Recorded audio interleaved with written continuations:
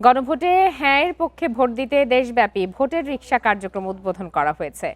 দেশের সব ইউনিয়নে রিকশায় মাইকিং করে প্রচারণা চালানো হবে। তথ্য ও সম্প্রচার মন্ত্রণালয়ের গণযোগাযোগ অধিদপ্তর এই ভোটের রিকশা কার্যক্রম হাতে নিয়েছে।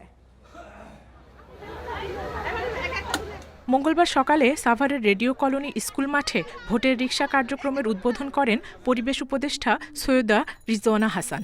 গণভোটে হ্যাঁ এর পক্ষে প্রচার ও মানুষকে ভোটকেন্দ্রে যেতে উদ্বুদ্ধ করার লক্ষ্যে এ প্রচারণা বলে জানান তিনি।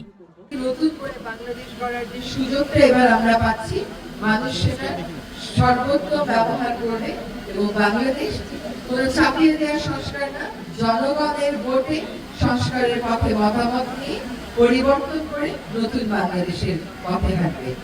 বগুড়ায় উঠান বৈঠকে গণভোটে হ্যাঁ এর পক্ষে নানা যুক্তি তুলে ধরেন মুক্তিযুদ্ধ বিষয়ক উপদেষ্টা ফারুকী আজম। আমরা প্রান্তিক পর্যায় পর্যন্ত মানুষকে বোঝানোর চেষ্টা করছি যে যাতে হ্যাঁ ভোট কি এবং না ভোট হলে কি, হ্যাঁ এই বিষয়টা তাদেরকে যে জানানোটা আমাদের দরকার। আমরা সর্বোচ্চ পর্যায় থেকে আমরা প্রচেষ্টা নিচ্ছি।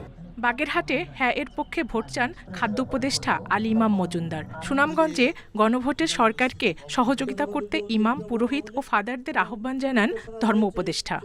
পাবলিক যদি মনে করে হ্যাঁ ওনার কথা সত্য, তাহলে না ভোট মারো।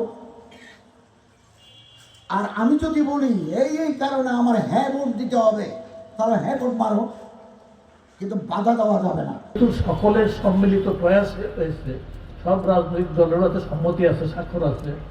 আপনারা দয়া করে আমরা চাইব যে আপনারা হ্যাঁ মার্কায় আপনারা যাতে আপনাদের ভোটটা দেন।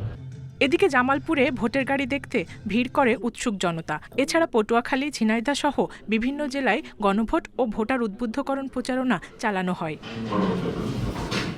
Zulekha Parvin, independent news.